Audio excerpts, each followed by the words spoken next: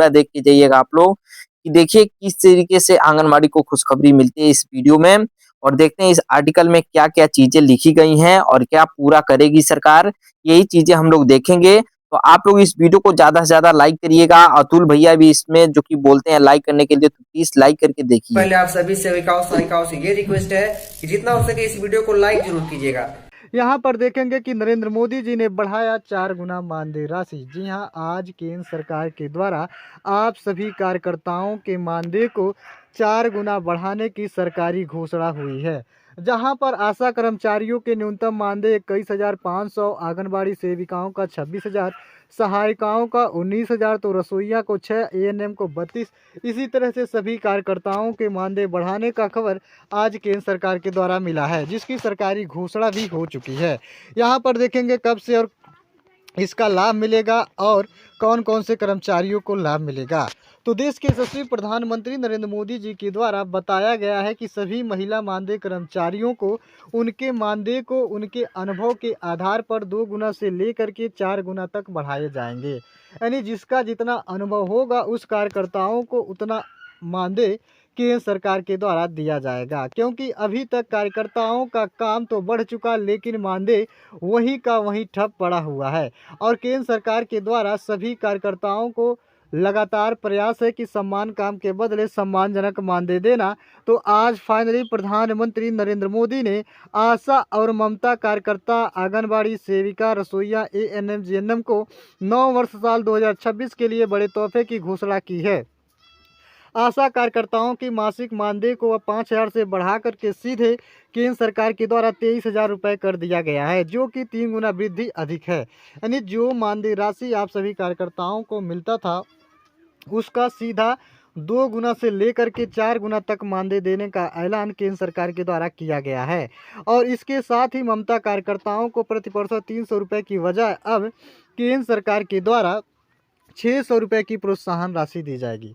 यानी अब प्रति पर्सन जो 300 रुपये मिलता था केंद्र सरकार के द्वारा, उन्हीं ममता कार्यकर्ताओं को 600 रुपये की प्रोत्साहन राशि दी जाएगी।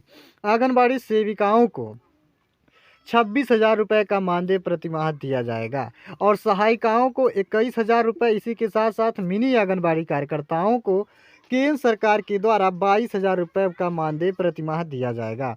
वह रसोइयाँ की अगर हम बात करेंगे तो मिड डे मील योजना 2004 के अंतर्गत काम करने वाली रसोइयाँ की अगर बात की जाएगी तो रसोइयाँ को केंद्र सरकार के द्वारा 7,000 रुपये का मानदेय प्रतिमाह दिया जाएगा।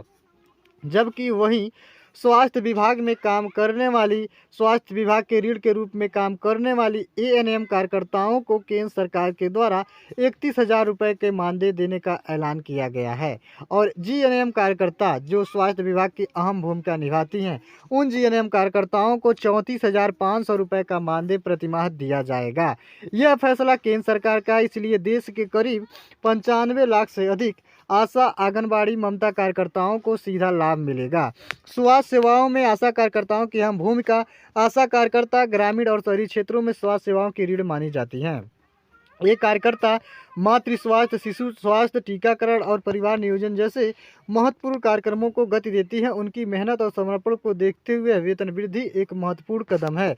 लंबे समय से थी मांग। आशा कार्यकर्ताओं की लंबे समय से अपने मानदेय वृद्धि और सरकारी कर्मचारी का दर्जा देने की मांग कर रही थी। वर्ष 2023 में भी इस मुद्दे को लेकर के हड़ताल और प्रदर्शन हुए थे। स्वास्थ्य मंत्री ने भी 7,000 रुपये से बढ़ाकर 25,000 रुपये करने का आश्वासन दिया था, जिसे अब बढ़ा करके 23,000 रुपये कर दिया गया है।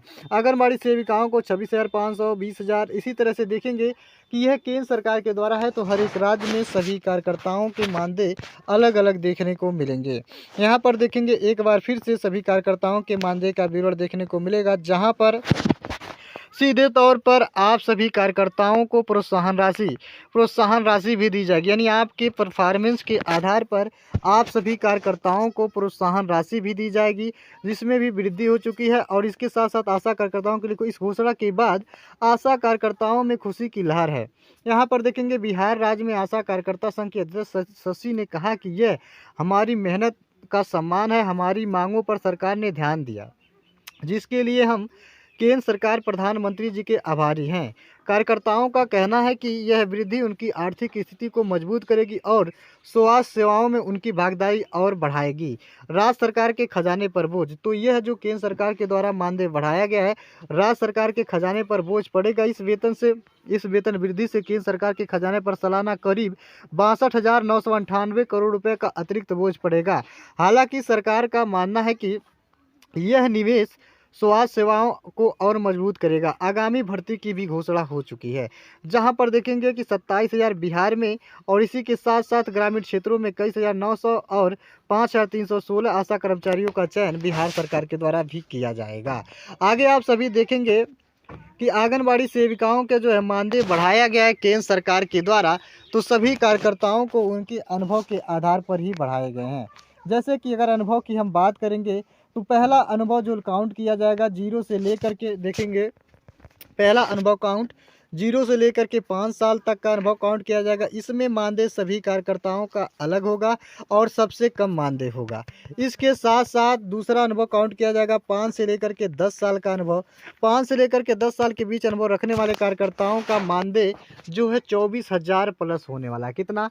24,000 रुपये प्लस दिया जाएगा। 5 साल से लेकर के 10 साल के बीच अनुभव रखने वाले कार्यकर्ताओं को केंद्र सरकार के द्वारा 24,000 प्लस मानदेय दिए जाएंगे।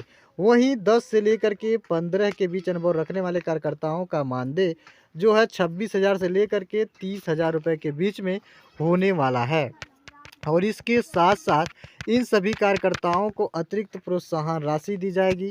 साथ में मैंने बताया था कि जीवन ज्योति बीमा योजना और सुरक्षा बीमा योजना के तहत 4 लाख रुपए का मुफ्त बीमा कवर दिया जाएगा, जिसका प्रीमियम केंद्र सरकार देगी। इसके साथ साथ आयुष्मान कार्ड योजना से भी आप सभी कार्यकर्ताओं को जोड़ा जा रहा है। जब आयुष्मान कार्ड योजना से आप सभी कार्यकर्ता जुड़ जाएंगे तो आप उससे अपने परिवार और अपना खुद का 5 लाख रुपए तक का मुफ्त में इलाज कहीं भी करा सकते हैं।